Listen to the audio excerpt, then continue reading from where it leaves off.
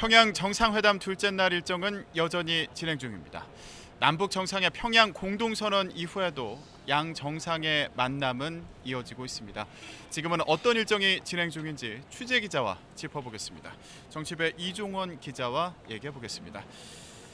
자, 평양 남북 정상회담 이제 예정대로라면은 만찬이 진행될 것으로 보이는데요. 어떤 일정이 진행 중인가요? 네, 아직 만찬이 끝났다고 하는 공식적인 공지는 없었거든요. 그렇기 때문에 아직 만찬이 진행 중인 것 같은데요. 이 대동강 수산물 식당이라는 곳에서 문 대통령이 수행원들과 함께 저녁을 들고 있습니다. 이 평양 시민이 자주 찾는 식당으로 좀 정해달라는 우리 측 요청을 북측이 받아들인 장소인데요. 김 위원장은 뭐 정확히 확인된 사실은 아니지만 기욤 위원장은 불참했을 것으로 일단 추측이 되는데요. 왜 그런 건가요? 일단 오늘 평양 시민들을 만나고 싶다는 뜻에서 서민식당에 가고 싶다는 이 문 대통령의 뜻이 반영된 장소이기 때문에 만약에 김정은 위원장이 간다면 이 북한 문화에서는 약간 좀 부자연스러울 수 있는 부분이 있는 거죠. 김정은 위원장과 시민들이 함께 식사를 한다는 뜻이기 때문에 오늘은 불참했을 것으로 이렇게 추측이 되고 있습니다. 앞서 오늘 오찬에서는 두 정상이 함께 식사를 했고요. 여사들도 함께 동행을 했습니다. 김정은 위원장이 지난 4월에 약속을 했던 대로 옥류관으로 문 대통령을 모시고 평양냉면을 대접을 했는데 뭐 지금 관련 그림이 나오고 있는데 화면만 봐도 아주 화기애애한 분위기고요. 그러네요. 이 헤드 테이블에 이 두 정상 내외와 함께 공식 수행원과 또 뭐 차범근 감독도 같이 앉아 있는 모습이 보였는데 평양냉면을 주제로 해서 아주 화기애애한 대화가 이어졌다고 전해지고 있습니다. 이 자리에서 뭐 이렇게 선물을 건네는 장면도 포착이 됐는데 우리 측에서 이 판문점 회담 기념 메달하고 북미 정상회담 기념 주화를 선물했다고 합니다. 자, 이 자리에서 평양 냉면을 주제로 여러 가지 얘기가 오갔는데 그 특별 수행단 중에 한 명이죠. 가수 지코도 여기에 있지 않았습니까? 뭐 가장 중요한 것이 이제 현지에서 먹는 옥류관 평양냉면이 어떤 맛일까 가장 궁금했는데 어떤 맛이었는지 들어보시죠. 생각했던 그러니까 예상했던 어떤 제가 늘 먹어왔던 평양냉면의 그 맛의 극대치, 최대치라고 생각을 하고 먹었는데 이게 전혀 다르더라고요. 맹맹한 맛의 그런 평양냉면을 생각을 했었는데 밍밍하지 않고요. 더 맛은 확실하게 느껴지되 그렇다고 그게 자극적이지도 않고 굉장히 그런 균형 잡힌 그런 맛인 것 같아요. 뭐 굉장히 여러 가지 표현을 써서 맛을 표현을 했는데 맛있다라는 말은 하지 않았습니다. 흔한 말로 아는 맛은 아니라는 말인데 저희가 이 차범근 감독에게도 맛을 물어봤거든요. 그랬더니 차범근 감독도 역시 맛있다라는 표현 대신에 음미해 보면 깊은 맛이 있는 것 같다 이렇게 표현했습니다. 자, 우리가 생각하는 평양냉면과는 확실히 다른 맛인 건 확실한 것 같습니다. 자, 저희가 지코 그 인터뷰 영상을 봤는데 김정숙 여사가 리설주 여사에게 지코를 소개하면서 했던 말이 또 화제가 되기도 했습니다. 가장 핫한 그렇죠. 뭐 이런 표현을 썼죠. 이번 방북단에서 가장 핫한 사람이다 이렇게 소개를 해서 또 화제가 되기도 했는데요. 자, 아마도 지금은 만찬이 진행 중일 것으로 보이는데 대동강 수산물 식당 아까 얘기했던 것처럼 평양의 시민들이 자주 찾는 곳이고요. 김정은 위원장이 이 개업 당시에 방문을 해서 옥류관과 같이 평양을 대표하는 장소가 또 탄생했다 이러면서 또 극찬을 했던 곳이라고 합니다. 자, 이 만찬과 관련 소식, 만찬장에서 어떤 뭐 장면이 펼쳐지는지 혹시 내용이 들어오면 저희가 전해드리도록 하겠습니다. 자, 만찬 이후에도 주요 일정이 계속됩니다. 아마 이 자리에는 김정은 위원장이 함께하지 않을까 이런 생각이 들기도 하는데요. 공연을 보게 될 텐데 어떤 공연을 볼 것인가 이것도 관심이었습니다. 그런데 여기서 공연 내용을 두고요. 남과 북 사이에 의견 조율이 있었던 것으로 보이더라고요. 이와 관련해서 윤영찬 수석이 오전에 브리핑을 했었는데요. 문 대통령 이 만찬이 끝나면 이 능라도에 있는 5일 경기장이라는 곳에서 관객 15만 명과 함께 집단 체조 공연을 관람합니다.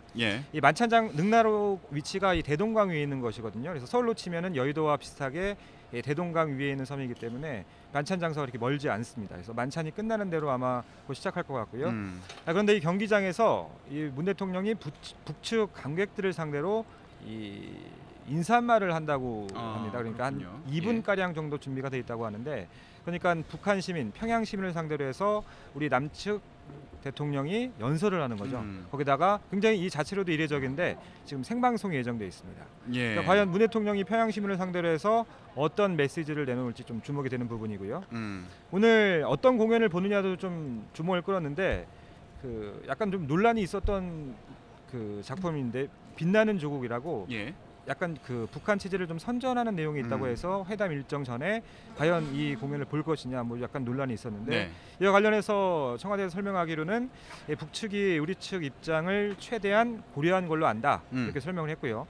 일단 뭐 전체적인 틀은 빛나는 조국인데 그 안에 그 약간 내용을 좀 수정해서 문재인 대통령을 환영한다는 어떤 그런 메시지를 담았다고 합니다. 예, 문재인 대통령의 1, 2분 정도로 예상되는 그 인사말의 내용과 그리고 오늘 저녁 때 볼 그 공연 내용 어떻게 또 만약에 바뀌었다면 어떻게 바뀌었을지 이게 또 궁금합니다.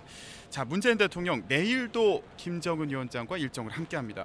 내일은 특히 백두산을 함께 오르기로 해서 화제가 됐는데 북한을 통해서 백두산에 가는 거는 문재인 대통령의 오랜 소망이었다고 하더라고요. 그렇습니다. 어떻게 보면은 뭐 김정은 위원장이 문 대통령을 위해서 그 준비한 일종의 선물로 보이는데요. 이 지난 4월 판문점 회담 당시에 문 대통령이 만찬 자리에서 이 개마고원에서 좀 트레킹을 한번 해보고 싶다. 김 위원장이 이런 소원을 좀 들어줬으면 좋겠다 이렇게 제안을 하기도 했었고 예. 또 어제는 평양에 도착해서 비행기가 이제 착륙하는 과정에서 이 평양 시내가 한눈에 보이잖아요. 이제 그걸 보면서 이런 얘기를 했다고 합니다. 그러니까 중국 동포로부터 여러 차례에 걸쳐서 백두산 등반을 이렇게 초대를 받았었는데 그때마다 이제 거절을 했는데 그 이유가 이 중국이 아닌 우리 땅을 밟고선 백두산에 오르고 싶다 이렇게 해서 거절했다고 했는데 결국엔 소원을 이루게 됐습니다. 예. 드디어 북쪽을 통해서 백두산에 갈 수 있게 됐습니다. 그러면 내일 이 두 정상이 백두산을 걸어 올라가지는 않을 것 같은데요. 예, 어떻게 가는 겁니까? 예, 일단 비행기와 차량을 이용한다고 했고요. 그래서 순안공항에서 비행기를 타고 이 백두산 근처에 있는 이 삼지연공항까지 비행기로 이동하고 삼지연공항에서는 버스를 타고 이 백두산 한 중턱까지 이동한 뒤에 그 뒤에는 이 궤도 차량을 이용해서 정상까지 간다고 하는데 예. 일단 목적지는 백두산 남쪽 정상이라고 하는 장군봉이라는 곳까지 가고요. 날씨가 좋을 경우에는 이 천지까지 케이블카를 이용해서 이동할 예정입니다. 예, 날씨가 좋으면 천지도 잘 볼 수 있을 텐데 그랬으면 좋겠네요. 만약 성사가 된다면 천지를 배경으로 남측 지도자와 북측 지도자가 함께 사진 찍는 역사적인 사진이 가능할 것 같습니다. 예, 민족의 영산에 두 지도자가 내일 오르게 됐습니다. 자, 서울로 돌아오는 시각 그렇다면 지금 일정대로라면 좀 늦어지지 않을까 이런 생각도 들거든요.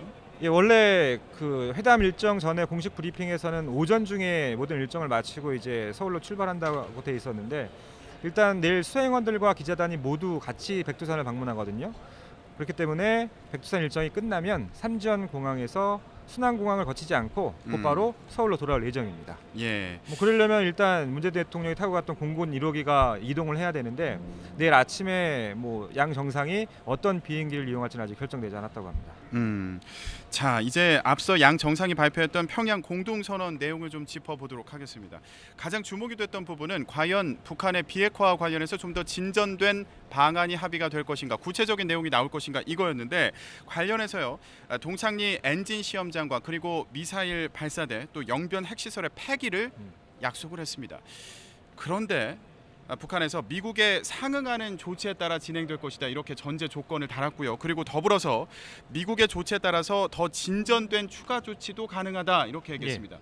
이 얘기를 보면 이제 공은 미국으로 넘어간 것으로 보이기도 하거든요. 어떻게 봐야 될까요? 네, 그렇습니다. 이번 회담 지난 4월 판문점 회담과 가장 큰 특징이 있다면 이 비핵화 논의 수준이 좀 더 높아졌다는 거거든요. 지난 판문점 선언 때는 말 그대로 선언적인 수준에서 그쳤었고 이번에는 이제 구체적인 비핵화와 관련된 어떤 로드맵이 담길 것이냐가 이제 의제로 올라오는 것인데 이달 초에 이제 평양에 특사단이 다녀왔는데요. 정용 실장 포함해서 그 다녀온 뒤에 한반도 비핵화를 위한 실천적인 방안 협의가 이번 회담의 의제라고 예고를 했고 앞서서 또 문 대통령도 이 북한이 보유한 그러니까 미래 핵이 아닌 현재 보유한 핵 폐기로 이어져야 한다 이렇게 촉구 발언을 하기도 했었습니다.